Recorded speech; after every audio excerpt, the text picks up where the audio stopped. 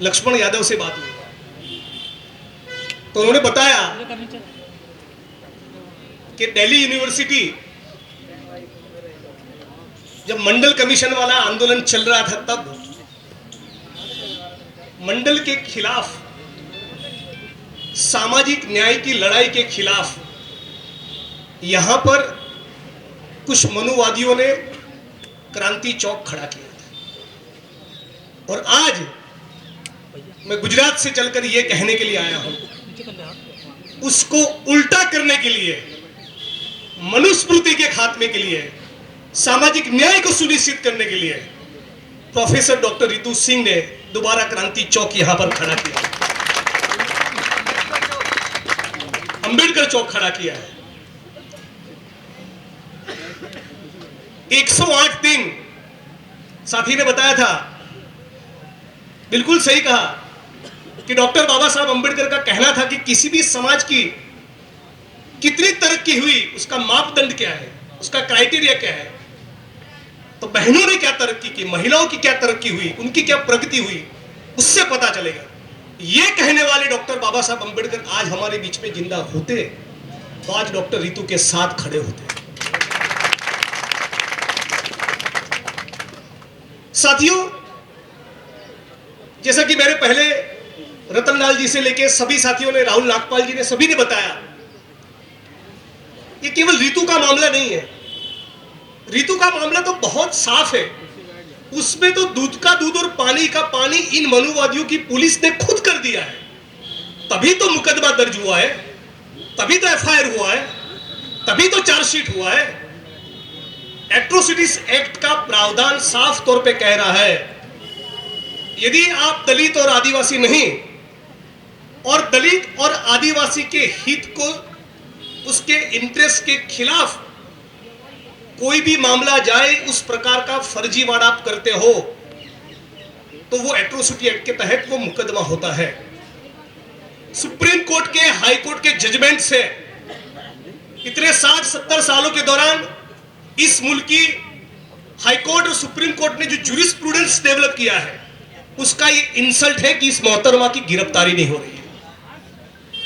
Supreme court ने तो यहां तक कहा, जस्टिस काजू और ज्ञानसुधा मिश्रा के जजमेंट में, कि यदि एट्रोसिटी एक्ट के तहत मुकदमा दर्ज हुआ है और यदि पुलिस गिरफ्तारी नहीं कर रही और उस मामले की शिकायत किसी executive magistrate, sub divisional magistrate, district magistrate, investigating officer और आईओ के सामने यह कंप्लेन किया जाए कि पुलिस गिरफ्तारी नहीं कर रही है, और उसके बावजूद यदि executive magistrate, sub divisional magistrate, SP और कलेक्टर गिरफ्तारी सुनिश्चित नहीं करवाते, तो जिसने एट्रोसिटी की है उसको तो क्रिमिनली चार्जशीट करना ही करना।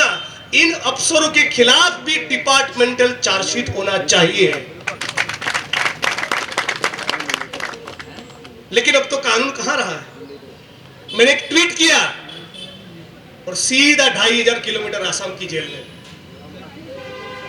आज प्रोफेसर रतनलाल जी के खिलाफ क्यों मुकदमे हो रहे हैं, क्यों मुझे आसाम की जेल में डाला, क्यों रितु को टारगेट किया गया?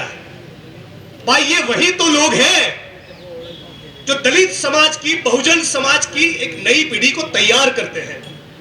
अभी मैं 6 दिसंबर से मुंबई गया था। चैत्य भूमि की जगह पर मुझे पहुंचते पहुंचते 2.5 घंटा लगा, और वो भी अगर गाड़ी में पहले स्टिकर चिपकाया था विधायक गुजरात से, तब जाकर जा पाया। 3 दिन तक महाराष्ट्र के कोने कोने से लोग आते हैं, बहनें माताएं सर पर अनाज की बोरी रखकर आती है, और कितना 1.5 दिन, 2 दिन, 2.5 दिन सड़क पर लंबी कतार में खड़े रहते हैं डॉक्टर भीमराव बाबा साहब अंबेडकर के दर्शन के लिए। तो ये तो इमोशन है। लक्ष्मण यादव का काम ये है, रतनलाल जी का काम ये है, रितु सिंह का काम ये है कि उस इमोशन को विचारधारा में परिवर्तित करे। इस बात का इनको तकलीफ।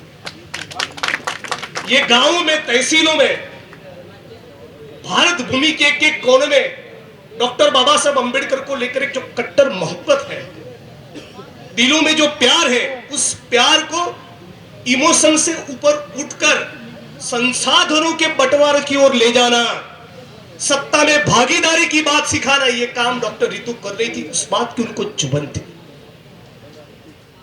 लक्ष्मण यादव जी को इसलिए निकाला, डॉक्टर रितु सिंह को इसलिए टारगेट किया, रतनलाल जी के लिए इतनी मुश्किलें इसलिए बढ़ती रहती, इतने मुकदमे इसलिए होते कि यही तो वो लोग हैं जो नई पीढ़ी को तैयार करते हैं, जो 14 अप्रैल मनाते हैं, 6 दिसंबर मनाते हैं, संविधान दिन बनाते हैं, फूले की बात करते हैं, अंबेडकर की बात करते हैं, पेरियार की बात करते हैं, सड़क पे उतरते हैं, इंकलाब जिंदाबाद करते हैं, ये बताते हैं कि 13 पॉइंट रोस्टर के मुद्दे पे सड़क पर उतरना पड़ेगा। ये नई पीढ़ी को तैयार करना मनुवाद के खिलाफ उस बात की तकलीफ है, ये लड़ाई मनुवाद के खिलाफ की है। और आज इस मुल्क में जो चल रहा है, बाबा साहब अंबेडकर के शब्दों में कहूं तो ये कुछ नहीं, काउंटर रेवोल्यूशन पार्ट 2, ये प्रतिक्रांति भाग 2 चल रहा है। 3-3,500 साल पहले जाति व्यवस्था का निर्माण हुआ, ब्राह्मण क्षत्रिय वैश्य शूद्र, इस व्यवस्था में हम लोग बिखर गए पूरी भारत भूमि, और उसके खिलाफ एक व्यापक स्तर पर सबसे बड़ा इंकलाब किसी ने किया तो शख्सियत का नाम है गौतम बुद्ध। मनुवाद को नेस्तो नाबूद किया गौतम बुद्ध ने, अपना साहित्य तैयार किया, भिक्षुक तैयार किए, बुद्ध के विहार खड़े हुए, बुद्ध का विचार खड़ा हुआ, और केवल भारत नहीं पूरी साउथ एशिया में फैला। गुजरात के जूनागढ़ में से भी बुद्ध की मूर्तियां निकलती है और उड़ीसा से भी निकलती है, इंडोनेशिया में भी मिलती है, ईरान में भी मिलती है। लेकिन इस गौतम बुद्ध की मानवता की जातिवाद को खत्म करने की क्रांति के खिलाफ और एक नए सिरे से मनुवादी लोग एकत्रित होकर बुद्ध की क्रांति को खत्म किया, बुद्ध के विहारों को खत्म किया, उसके भिक्षुकों को खत्म किया, और इसको डॉक्टर भीमराव बाबा साहब अंबेडकर कहते हैं वो थी प्रतिक्रांति, काउंटर रेवोल्यूशन। और उस काउंटर रेवोल्यूशन के सामने नए सिरे से एक भक्ति आंदोलन खड़ा हुआ। कोई रविदास निकले जो कहते हैं कि ऐसो चाहूं राज में जहां मिले सभी को अन्न, दलितों को नहीं, मिले सभी को अन्न। ऐसो चाहूं राज में जहां मिले सभी को अन्न, छोटे बड़े सब सम बसे रविदास रहे प्रसन्न। उसी शैली में कबीर ने कहा कि साईं इतना दीजिए जामे कुटुंब समाए, मैं भी भूखा ना रहूं साधु न भूखा जाए। तो मनुवादियों के एजेंडा को क्रांति के जरिए गौतम बुद्ध ने खत्म किया, और उस गौतम बुद्ध की विरासत को दोबारा मनुवादियों ने काउंटर रेवोल्यूशन करके खत्म किया।